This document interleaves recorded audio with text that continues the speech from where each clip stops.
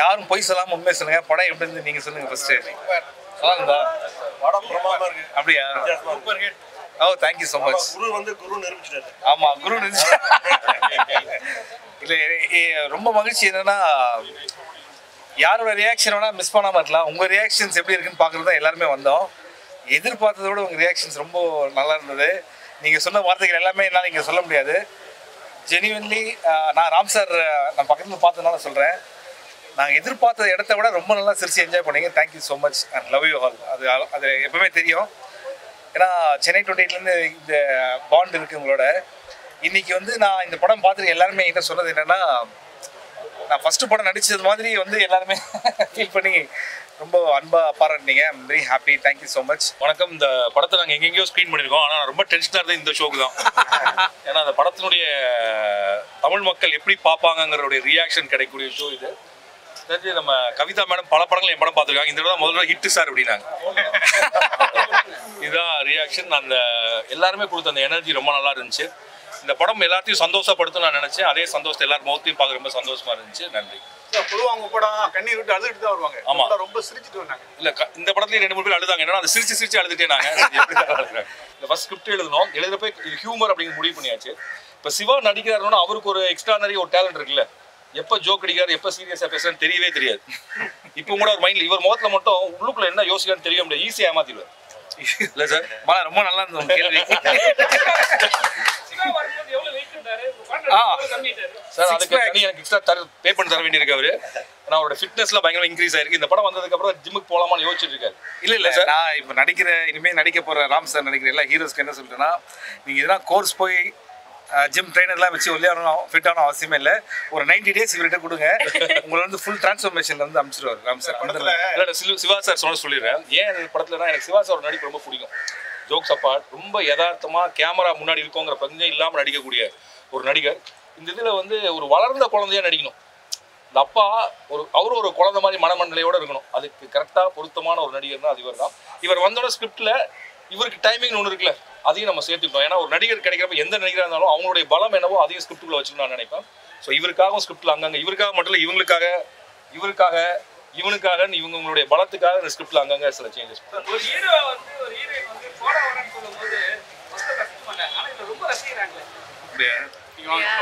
ஏன்னா அவ்வளோ அழகா சொல்றாங்க.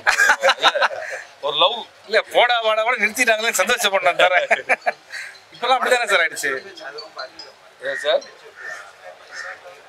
இல்லை வயசு கம்மியாக பேசுகிறாங்க. நீங்கள் நிஜத்தெல்லாம் வச்சு தான் ஓடி போயிடுவோம். நம்ம இன்னைக்கு 9 வயசு பசங்க பேசுறது வந்து இப்போ நான் கிட்ட நிறைய குழந்தைங்களை பார்த்தேன். ஆக்சுவலாக நம்ம வச்சோன்னா சென்சாரே பிரச்சனைங்க ஆகிடும்.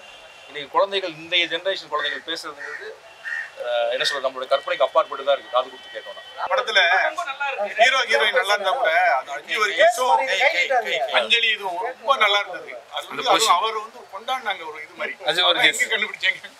இவர் மலையாளத்துல மிகப்பெரிய நடிகர். 150 படம் நடிச்சிட்டு இருக்காரு. 160 படம் பண்ணிருக்காரு. நிவின் பாலி சார் வந்து கதையை கேட்டப்ப சொன்னது அர்ஜுன் நடிச்சா நல்லா இருக்கும். நான் சொன்னா வர்றதே 5 நிமிஷம் தான். அவர் தான் 150 படம் நடிச்சிட்டீங்களா? இல்லை என் ஃப்ரெண்டு தான் சொல்றேன்னாரு. இவர் ஃபோன் பண்ணிட்டு கதையெல்லாம் சொல்ல வேண்டாம் சார், நான் வந்துறேன்னு வந்துட்டார். அப்படிதான் அர்ஜுன் இதுக்குள்ள வந்தாரு. Thank you Arjun sir. உலகத்துல நெகட்டிவ் ரூல்ஸே இல்லாத மாதிரி எனக்கு இந்த பையன் தொலைகிறப்பெல்லாம் யாராவது ஏதாவது கடத்திட்டு போய் ஏதாவது பண்ணுவானுங்க, ஏதாவது வம்பாயிடும் அப்படின்னு தோணுச்சு. அதுவே இல்லாம படத்தை இவ்வளோ அழகா எப்படி சார் சார் நிஜ வாழ்க்கையில் யாரும் தொலைஞ்சு போறதுல வந்துடுறாங்கல்ல சார். நம்ம மைண்ட்ல வந்து இப்போ யாரோ சொன்னாங்க ஏதாவது சிடி கேமரா ஃபுட்டேஜ் வந்தா கூட ஏதோ ஆக்சிடென்ட் நடக்க போதுன்னே நம்ம பார்த்துட்டு இருக்கோம். வண்டி தனியா போடாத ஃபுட்டேஜ் இல்லையே நினைச்சிட்டோம். ஒரு இடத்துல கூட இல்லை. அப்படி பெரும்பாலும் இல்லைன்னு சொல்றேன். விதிவிலக்குகள்ல தான் அது நடக்குது. விபத்துகள் விதிவிலக்குகள் தான். என்ன சார் இதே மாதிரி படம் இவரு நானும் சேர்ந்து பண்றப்ப கண்டிப்பா அந்த மாதிரி படங்கள் எதிர்பார்க்கலாம். நாட்டுக்கு போனா மதம் அப்படின்னு ஒரு விஷயம் மட்டும் உள்ள வந்தது இல்ல சார். அப்படி இல்லை சார். ஒவ்வொரு ஊர்ல ஒவ்வொரு விஷயம் ஐடென்டிட்டி இருக்கு. அப்படி பார்த்தா யூரோப்புக்கு ஒன்று சொல்றோம். ஸோ நம்ம எங்க போனாலும் அது பெஸ்ட்னு ஒண்ணுலாம் கிடையாது. இருக்கிற இடத்துல எப்படி பெஸ்டா இருந்துக்கிறோங்கிறது தான். இது படம் நல்லா இருக்கு. எல்லாரும் கட்டுறது தமிழ்ல எடுத்தீங்க. அது வந்து தமிழுக்கான ஒரு முக்கியத்துவம் இல்லாம போயிடுச்சு.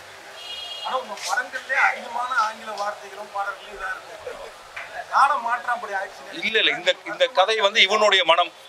இன்னைக்கு ஒரு டைரி ஆஃப் கிட் படிச்சுட்டு இருக்கான். அந்த கதையில அந்த ஒரு புத்தகம் எழுதிருப்பான் மூலையில் என்ன இருக்குன்னு சொல்லிட்டு. இன்னைக்கு ஒரு மிடில் கிளாஸ் பேரண்ட்ஸ் எல்லாத்துக்குமே தான் குழந்தைகள் ஆங்கில புத்தகங்கள் படிக்கிறது, அவனுடைய வேர்ட்ஸ், இன்னும் சொல்ல போனால் நம்மளுடைய இதிலே இப்போ நிறைய வார்த்தைகள் வருது. தமிழ் மொழிங்கிறது பிற மொழி சொற்களை ஏற்றுக்கொள்ளக்கூடிய அதோட தக்க வைத்துக் கொள்ளக்கூடிய மொழி தான். ஆங்கிலமே சுத்தமான மொழி கிடையாது. தமிழ்ல இருந்து 2 வார்த்தை கட்டுமரம் தான் அங்கே கெட்ட மரம், மாங்காய் தான் மேங்கோ. ஸோ இந்த பையனுடைய மனநிலை இவனுடைய உற்சாகத்திலிருந்து எழுதப்பட்ட வரிகள்ங்கிறனால அது அப்படி எழுதப்படும். இல்லை சார் அப்படின்னு சொல்லலாம். இல்லை எல்லா குழந்தைகளுக்குமே மலை ஏறணும்னு ஒரு ஆசை இருக்கு. அது முருகனா இருந்தாலும் சரி, அன்புவா இருந்தாலும் சரி. உங்க பேர் என்ன? பாலாவும் இருந்தாலும் சரி. இந்த படத்துல ஒரு டயலாக் இருந்துச்சு, நாங்கள் செடுக்கலாம் கோஷ்டம் எங்களுக்கு அன்புன்னு பேர் வச்சதுக்கு பதிலாக ஆறுமுகன் பேர் வச்சலாம், மலையை பார்த்தாலே ஏறிடான்னு. அந்த டயலாக் இருந்தது இருக்கா? நான் ஏறி இருக்கேன் சார். ப்ரொடக்ஷன் கம்பெனி பேர் பாத்தீங்களா இல்லையா? 7 கடல் 7 மலை. இல்ல இல்ல 7 கடல்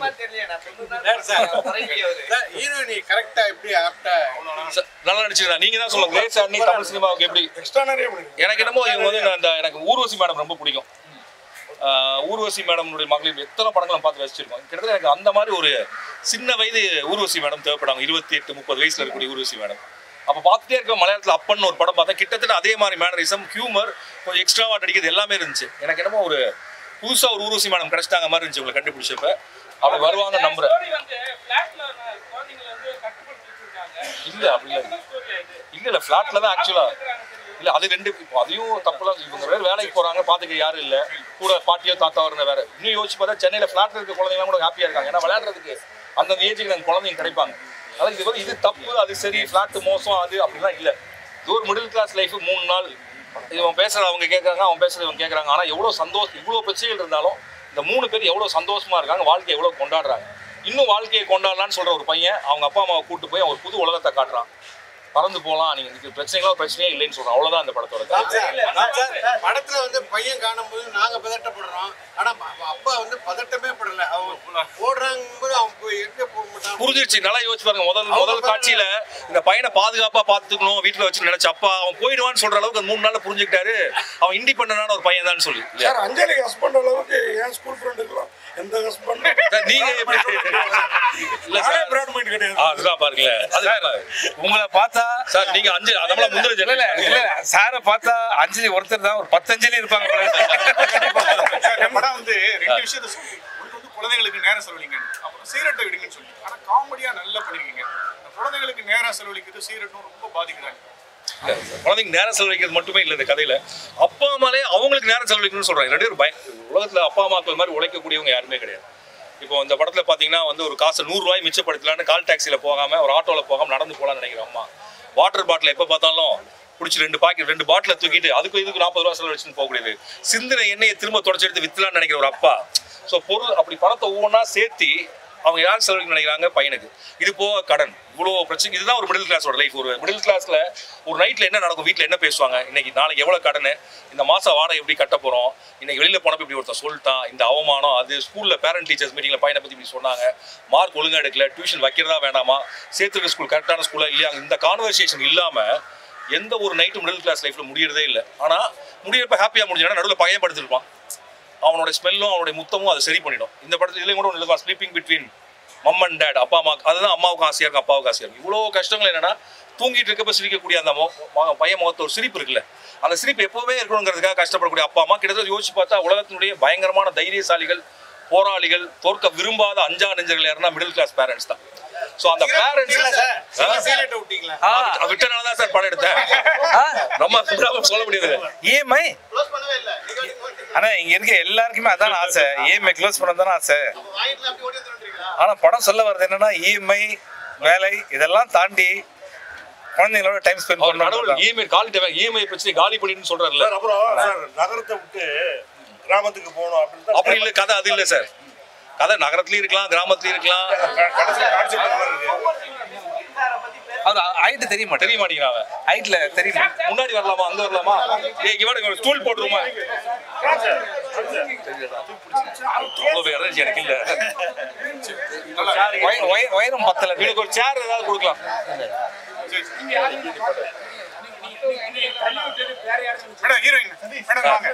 ரொம்ப நல்லா பண்ணிருந்தீங்க. பேசுறீங்களா? மேடம் ரொம்ப நல்லா பண்ணிருந்தீங்க, ரொம்ப நல்லா இருந்தது. எங்களுக்காக அந்த கோகுல் ஒரு வார்த்தை சொல்லுங்க. அவர்ட்ட சொல்லுங்க மேடம். ஐயோ இல்ல அது வேண்டாம், சொல்லுங்க ஆக்சுவலி பார்த்து சொல்லுங்க. கோகுல் டே அவரை பார்த்து சொல்ல வேண்டாம்.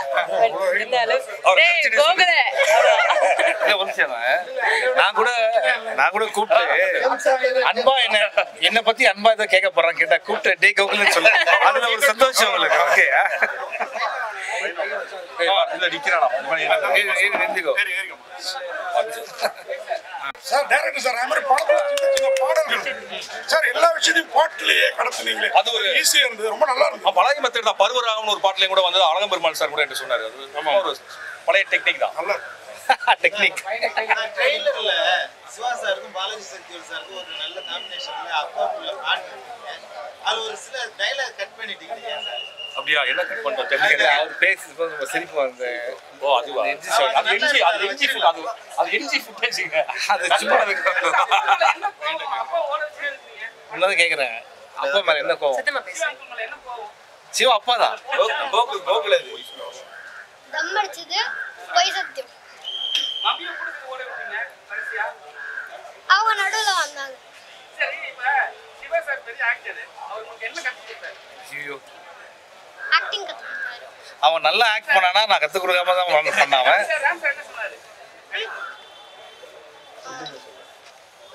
இல்ல சும்மா சொல்ல. ராம் சார் வந்து இவரை செலக்ட் பண்றதுக்கு முன்னாடி ஒரு பெரிய ஆடிஷன் நிறைய பேரை வச்சு அதுக்கப்புறம் தான் செலக்ட் பண்ணி இவருக்கு வந்து என்னெல்லாம் சொல்லி கொடுத்தாங்க sir? Swimming, wave board, running, football. Sir Ram sir உங்க பையன் நடிக்கிறத ஒரு இல்ல அவர் பண்ணிருந்தா கூட இவ்வளவு சூப்பரா இல்ல பண்ணிருப்பாரு. சார் நம்ம படம் நல்லா நம்ம பையன் நடிக்க வைக்கிறதுக்காக படம் எடுக்கல. ஒரு நல்ல பையன் நடிக்க வைக்கிறதா படம் எடுக்கல. சார் நீங்க தங்க மீன்கள் எடுத்தீங்க, அது வந்து ஒரு பெரிய பிரச்சனை ஆயிடுச்சு. அவார்டு கொடுக்கலன்னு சொல்லிட்டு அந்த பாப்பா இதே ஆஷா இந்த பையன் சூப்பரா நடிச்சிருக்கான், இங்க இருக்க பெரிய அவார்டு கிடைச்சிச்சு. ஒருவேளை வெளியில நீங்க இப்ப இந்த பையன் நல்லா நடிச்சுனா நீங்க ஒரு கை தட்டு கொடுத்தீங்கன்னா போதும். சாதனை பண்ணலாம். தேங்க்யூ.